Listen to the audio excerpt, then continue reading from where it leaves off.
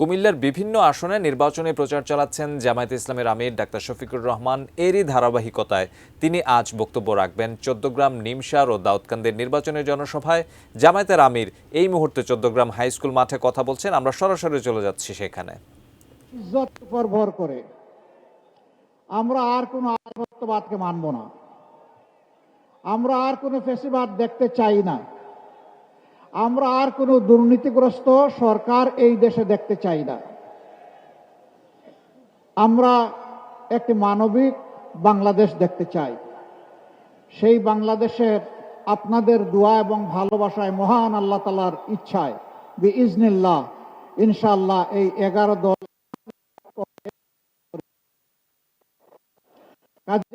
জাতি পরিচালনা করবে। কাজেই আপনারা যদি ডাক্তার সৈয়দ আব্দুল্লাহ মোহাম্মদ তাহেরের উপর আস্থা রাখেন, তাকে বেছে নেন আপনাদের পবিত্র মূল্যবান ভোটের মাধ্যমে, ইনশাআল্লাহ আমি আল্লাহর পর ভরসা করে বলতে পারি মন্ত্রী পরিষদে একজন সিনিয়র সদস্য এই চৌদ্দগ্রাম পাবে ইনশাআল্লাহ। এখন সিদ্ধান্ত আপনাদের। চৌদ্দগ্রামবাসী এই সুযোগ কাজে লাগাবেন কিনা এটা চৌদ্দগ্রামবাসীর সিদ্ধান্ত। তবে আমি আগেই বলেছি, মূল ফয়সালা আল্লাহ রাব্বুল আলামিনের। কুলিল্লাহুম্মা মালিকাল মুলকি তুতিল মুলকা মান তাশাউ ওয়া তানজিউল মুলকা মিম্মান তাশা। এটা আল্লাহ তাআলার ফয়সালা, আমরা গভীরভাবে বিশ্বাস করি। তবে যেহেতু 15.5 বছর বিশেষভাবে বাংলাদেশের মানুষ, আলেম ওলামা, রাজনৈতিক প্রতিপক্ষ আওয়ামী লীগের যারা ছিলেন, সিভিল সোসাইটির সদস্যবৃন্দ, সাংবাদিক বন্ধুগণ, এক কথায় সারা দেশবাসী যেহেতু মজলুম ছিলেন, আর আমরাও মজলুম ছিলাম, আমরা আশা করছি এখনও যারা মজলুম তাদের পক্ষেই বাংলাদেশ থাকবে ইনশাআল্লাহ। আরেকটা কথা একেবারেই পরিষ্কার করতে চাই, আমরা দলীয় কোনো শাসন এই দেশে দেখতে চাচ্ছি না। আমরা জামাতে ইসলামীর বিজয় চাচ্ছি না। আমরা 18 কোটি মানুষের বিজয় চাচ্ছি। 18 কোটি মানুষের বিজয়ী হবে আমাদের 11 দলের সবার বিজয়। চৌদ্দগ্রামে এই প্রতীকটি দাঁড়িপাল্লা। 300 আসনে বিভিন্ন জায়গায় বিভিন্ন প্রতীক থাকবে। এই প্রতীকের পক্ষেই জনগণকে সাথে নিয়ে 11 দল লড়ে যাবে ইনশাআল্লাহ। যেখানে যে প্রতীক, আমরা সেই প্রতীকের সঙ্গে হয়ে যাব এবং 300 আসনেই জিতে আসার জন্য আমাদেরকে চূড়ান্ত লড়াই করতে হবে। আমরা বিশ্বাস করি সত্যের বিজয় হবে ইনশাআল্লাহ। জা আল হক ও জাহাকাল বাতিল ইন্নাল বাতিলা কানা জাহুকা। বাতিল সব তছনছ হয়ে যাবে ইনশাআল্লাহ। 5 তারিখের পর আপনারা দেখেছেন কার কি কর্মকাণ্ড, কার কি চরিত্র। আগেরটা রাখলাম, অতীতের খাতায় থাক। বর্তমান বিবেচনায় নিলেই বাংলাদেশের মানুষের জন্য সিদ্ধান্ত নেওয়া কঠিন হবে না ইনশাআল্লাহ।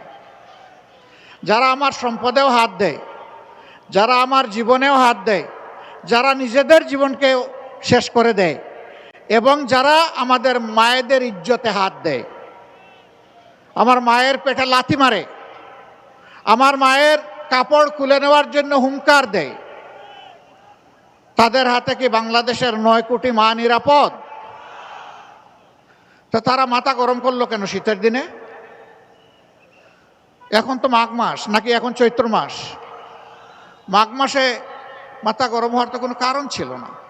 কারণ একটাই, যখন সাধারণ মহিলারা পর্যন্ত বলে যে নিরাপত্তার জন্য 11 দল আমাদের প্রয়োজন, যখন একজন মহিলা তার মতো করে, তার পছন্দ মতো তিনি পোশাক পরে রাস্তায় এসেছেন, সাংবাদিক বন্ধু জিজ্ঞেস করেছে, আপনি আগামীর বাংলাদেশের ক্ষমতায় কারে দেখতে চান? উনি বলেন জামাত। উনি আর 11 দল বলেন নাই। ওই জামাত মানেই আমরা সবাই মিলেমিশে 11 দল।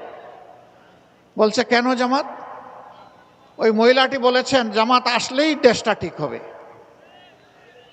কয়ে যে তাইলে তো আপনি এই পোশাক পরতে পারবেন না। মহিলা জবাব দিচ্ছেন, পরবো না।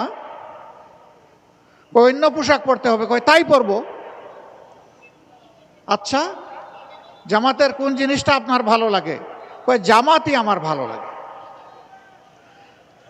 এই যে মা বোনদের এই অ্যাটিচিউড, তারা তাদের আস্থার ঠিকানা হিসাবে 11 দলকে এখন দেখছে।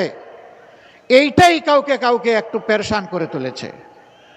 ভাই, আপনারও তো ঘরে মা আছেন, বোন আছেন, আপনার স্ত্রী আছেন, জায়া আছেন, একটু তাদেরকে সম্মান করুন অন্তত। যদি তাদেরকে সম্মান করেন, তাহলে তাদের মতো আরেকজনের দিকে তো আপনি লাল চোখ দিয়ে তাকাবেন না, তাদের মতো আরেকজনকে আপনি বিরক্ত করবেন না, তাদের মতো আরেকজনের গায়ে আপনি হাত দিবেন না। কিন্তু আপনি যদি হাত দেন, তাহলে এই মায়েদের সন্তান নাই? হ্যাঁ, এই সন্তানেরাই তো সব ধরনের ফেসিবাদের বিরুদ্ধে জেগে উঠেছিল জুলাইয়ে, যেই জুলাইকে অনেকে স্বীকার করেন, আবার অনেকে করেন না। এদেরকে তুচ্ছ তাচ্ছিল্য করেছেন, তাই আমরা দেখেছি। সেই ছেলেরা ঘুমায় পড়ে নাই। আল্লাহর ওয়াস্তে এইটা থেকে ফিরে আসেন, অন্যের মতের প্রতি সম্মান দেখান, নিজের মত নিয়ে জনগণের কাছে যান, নিজের চরিত্র নিয়ে যান, আমল নিয়ে যান। জনগণ তখন বিচার করবে, বিবেচনা করবে। আমাদের মাদের গায়ে হাত দিবেন আর আমরা বসে বসে গালে হাত দিয়ে খতমে খাজেগান করবো, এটা চিন্তা করবেন না। আমাদের দায়িত্ব তখন পালন করা আমাদের জন্য ওয়াজিব হয়ে যাবে।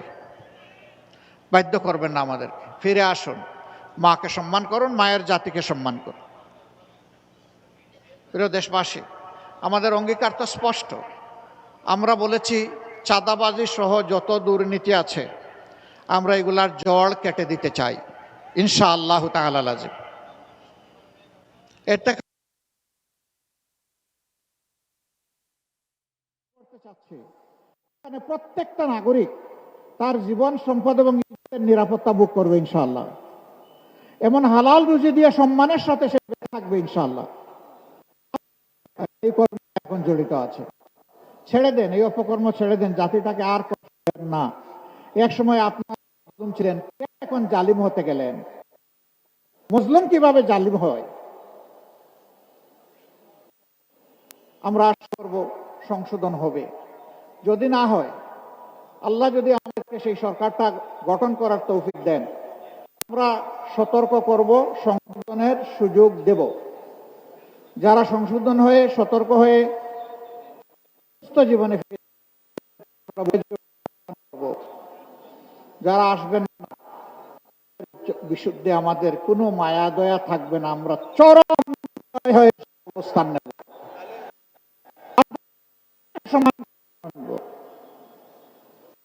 সরকারি চাকরিতে, বিভিন্ন অফিসে, মিল, ফ্যাক্টরি, ইন্ডাস্ট্রি যারা আছে, অনেকের বেতন দিয়ে সম্মানজনক ভাবে চলা কঠিন। এই সরকার হবে একটা জনকল্যাণ সরকার।